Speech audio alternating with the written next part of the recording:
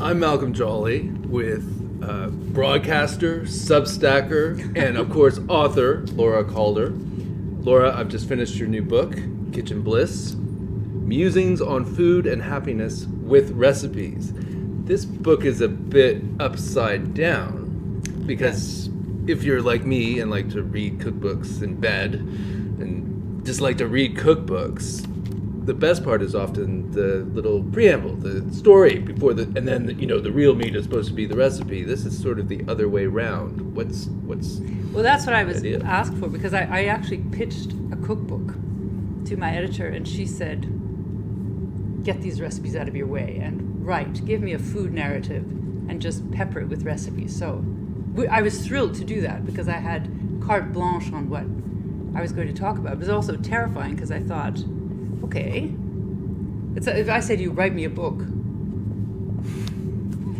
But this was during the pandemic, and I had time, and what it made me hop around and do, I just started writing to see what would come out.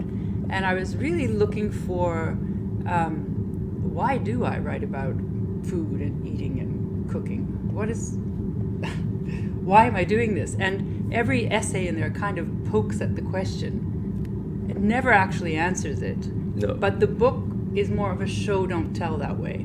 And I realized that the reason I write about that and why I do it is because I'm trying to take care of myself and other people. And it's important for morale, and it's important for mental health. And boy, did I ever, and I'm sure you did too, realize that during the pandemic. Yes, and the pandemic is a kind of character in the book, which I thought was really cool because I could understand that maybe there'd be a temptation to avoid it. It's like if you watch television, which I did a lot for those 2 years, the pandemic wasn't part of the scene. It was almost like we were so desperate, certainly at the time, not to be living through it.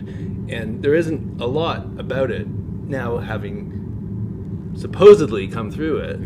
And so was that just a natural decision? I included it because I couldn't not write about it when I was in the middle of it, but I also didn't want it to be too present because it was going to be over, and then who wants to read about it? But it helped write the book in a way, because there we all were locked in, and I was kind of getting away from the kitchen a bit, and it just put me right back there. And I realized, that place is what kept me sane, and the table is what kept me and other people sane. And I could see what it was doing for people to have people for dinner. I could see that this wasn't just, let's get together and have a fun dinner party. This was necessary for staying sane. And I found this in a book this morning. This is a thank you note from someone who came. Darlings, thank you for being powerhouses for good in a wicked world, and also for a wonderful dinner.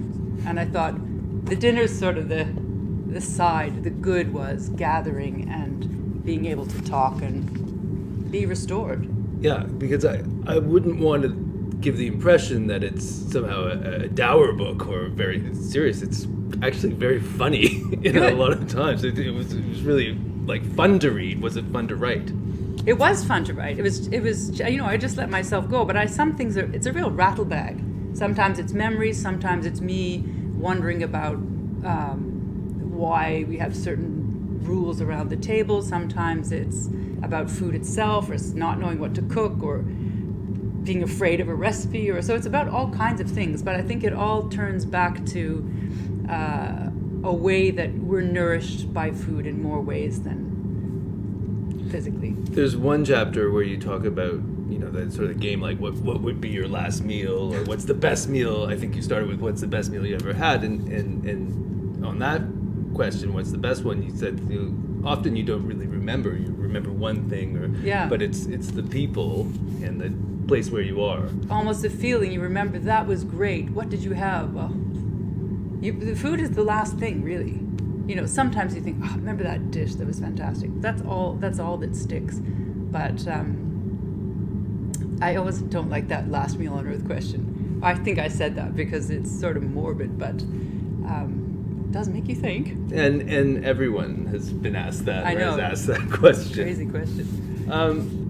But there are recipes, pretty delicious ones. There are recipes, and they're tested. Believe me, I made Right. them all 1,000 times during the time we were all locked up. And so I think it's important for a writer of recipes to have made them many, many times. And not everybody does, but until you do, you have nothing to say about them. Because the nice thing is to, the second time you tweak it and you see, it behaves this way or that way, or you make it for someone who says something about it, and then it gives you all this material. So testing's part of the writing process. And some are old family recipes or recipes from your husband and his family, and some are new.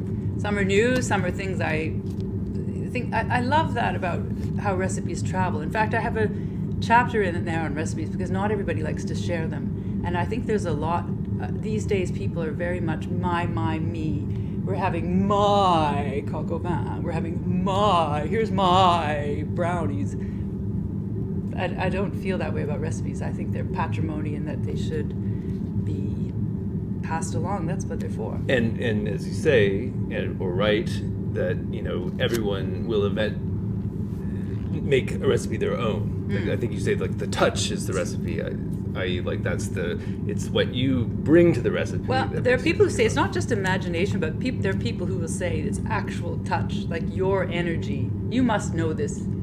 We all know it to be true, even though it sounds woo-woo. But if you're in a bad mood, right, and you try to cook something that it tastes bad, But I think I remember in cooking school we'd all watch the same demo, we'd all have the same ingredients, same everything, make the same dish, put it on the main table, and nothing looked the same. You talk about your experiences in culinary school and talk about trying desperately to recreate what was happening in this very professional situation at home and it being disastrous. And I mean, I remember as a younger person and starting to cook for myself, really trying to replicate restaurant food, and it never works out. It never works out. And I mean, I did a very short, I think it was 6-month cooking school or something. And I was never going to work in a professional kitchen, but I'm definitely geared towards home cooking and not this, more technical stuff, which has a place, but just not, I shouldn't be doing it. As is, I think, part of your signature, this is not your first book. Apparently your first book was when you were a teenager and you typed out all your family recipes, but it's not your first published book. And, you certainly have always had a focus on French food, given your life experience with living in France. But also recipes that are not impossible to source the ingredients for or require heavy-duty equipment. I think, and how you cook changes. I don't cook French food so much anymore, not the traditional stuff. And the other funny thing is that I did so much yoga during the pandemic. I don't know if that's what happened, but I suddenly started not wanting to eat meat anymore. So I think where you are in your life and where you are geographically in the world has a massive impact on what you want to cook. So you may not have wanted to eat a lot of meat, but there are meat recipes in here, including some for ground meat. You make a case for ground meat, which I thought was really fun. I made a case for ground meat because one reason I don't cook meat anymore is because my husband Peter does all the He-Man cooking, so I end up being a little salad tosser. But ground meat, I think it's kind of the most interesting, weirdly, because it's so internationally, there are so many different things you can do with it, kebabs and patties, and you could sprinkle it through things. You use less of it. It's, I think I say it's a real chameleon, but it's sort of fun to take an ingredient or something that seems undesirable and to write about it and then see it's a fun challenge. Absolutely. This book works, I think, as a memoir, and I mean, I've known you for quite some time, but I've learned stuff about you that I didn't know, like you lived in Munich for a period of time. Yeah, in my 20s. That was one of my first eye-opening experiences gastronomically, funnily enough. Remember when there was Gourmet Magazine in the 80s and 90s? Yeah. They were always in Germany, doing that romantic route and talking about German food. And then ever since, it's been completely out. No one goes to Germany to eat. But I remember the breads and the pastries just being mind-blowing at the time. So I'd probably go back and think the same thing now. So Who should buy this book? everyone. No, I think anyone who wants to think about how to use the simple things in daily life to live a better life. I mean, this focuses on the table really almost as a tool for wellness. If you approach it the right way, it can really work wonders for how you feel about who you are and your life. So I think it's not self-help, but it helps, I think.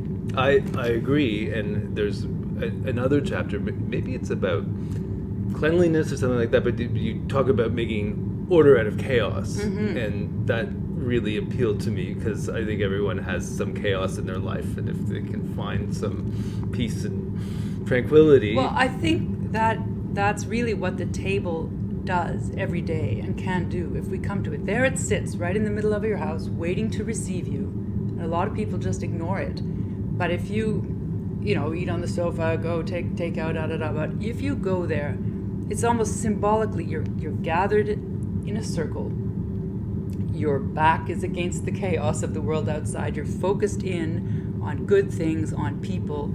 And if you do that as a practice almost, it's restorative, and it's what makes you capable of walking out the next day and putting up with all the crap that's going to come flying at you, it's a healing place.